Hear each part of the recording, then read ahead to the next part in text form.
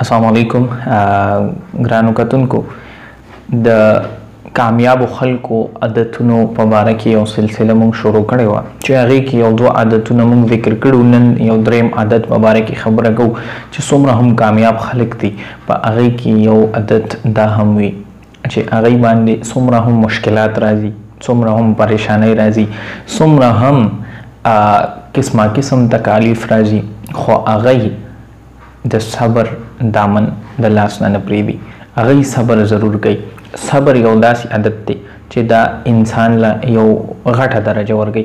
که مونږ په اسلامي سوچ سره هم وګورو نو د صبر نه عظیم عمل او عظیمه نیکي په دنیا کې بل نشته. صبر یو داسې نیکی ده چې ډېر زیات فضایل هم راغلي دي او الله رب العزت خپله فرمایي چې کوم کس صبر کوي زه هغه سره یم. نو بس د دې نه غټه خبره بله شته نه. ګرانو کتونکو نن که موږ وګورو زموږ نوجوان نسل ولې هغې په مخکې تګ کې لږ وروستو دي او یا به دا زه الفاظو سره ووایم چې زموږ نوجوان نسل هغې کامیابۍ نه ډېر کافي لرې پراته دي او د کامیابۍ نه خبر هم نه دي چې موږ په ژوند کې کامیابي څنګه حاصلو. ګرانو کتونکو د هغې مین وجه دا ده چې نوجوانانو کې نن صبر نشته او صبر واحد داسې یو صفت دی چې دا انسان کې ډېرې عادتونه ډېر صفات داسې دي چې هغه د دې صبر سره تعلق لري. چې کله په انسان کې صبر راشي هغه الله رب العزت په مخ کې بوځي او هغه له یو ډېره غټه درجه ورکوي.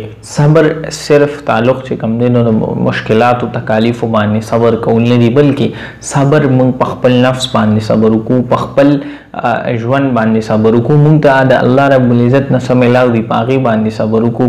موږ سره څوک بد وکړي په هغې باندې صبر وکړو. موږ له څوک کنځل وکړي په هغې باندې صبر وکړو. موږ ته پته ولګي چې فلان کس موږ له دوکه راکړې ده په هغې باندې صبر وکړو. موږ په حلال رزق ګټلو باندې صبر وکړو او حرام څیز ته لاس وانهچو. دا صبر چې دی یو ډېر براډ ټرم دی، یو غټ ټکی دی او په دې کې بیا ډېر کافی څیزونه شاملیږي او په هغې باندې موږ له صبر کول پکار دي. ګرانو کتونکو یاد ساتئ چې که په کوم انسان کې صبر وي الله رب العزت هغه له یو ورځ یو غټ مقام ضرور ورکوي. دا څومره هم چې تاسو کامیاب خلک ګورئ هغې کې صبر وي.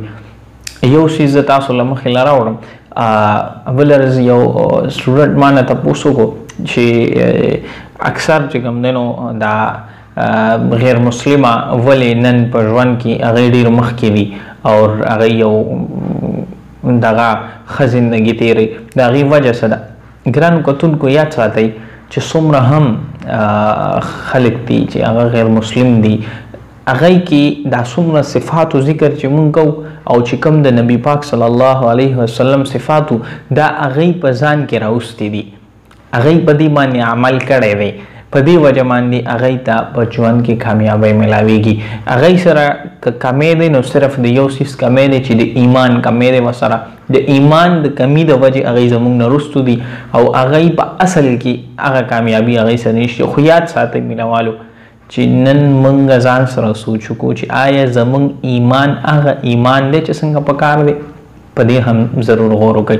هسې نه چې تاسو په دې خوش فهمۍ کې پروزئ چې بس ایمان موږ حاصل کړی دی بس کامیاب یو، بس غټه خبره ده د هغې نه مخکې ونه ځي. لږ په دې باندې غور وکړئ چې د ایمان کومې تقاضې دي آیا موږ هغه پوره کړی دي؟ په دې باندې سوچ تاسو کولی شئ. کمنټ سیکشن کې د ستاسو څه رایې وي هغه هم راکئ. د نن پورې موږ 3 صفات ذکر کړ د کامیابو خلکو. لومبی صفت موږ ذکر کړو شکر کول چې موږ لا چې څومره هم کامیاب خلک دي هغې شکر وباسي، هغې سره که څوک ښه وکړي د هغې شکریه هم ادا کوي او د الله د طرفه چې هغې ته څومره انعامات میلاویږي د هغې شکر ادا کوي، صرف په الفاظو کې نه بلکې په عملي توګه باندې.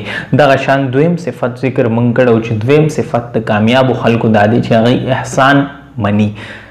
څوک ورسره احسان وکړي یا د الله د طرفو د څومره احسانات شوي هغه مني او باقاعده د هغې بدله هم ادا کوي او د الله رب العزت د احساناتو بدله په دې طریقه چې کله الله رب العزت احسان وکړي د هغې بدله مخلوق له چې کوم دی نو فایده ورسوي دا یو ښه بدله ده. ټیک شو. یا عباداتو کې انسان مشغول شي عباداتو کې دا هم یو ښه بدله ده. نو دغه شان احسان منل.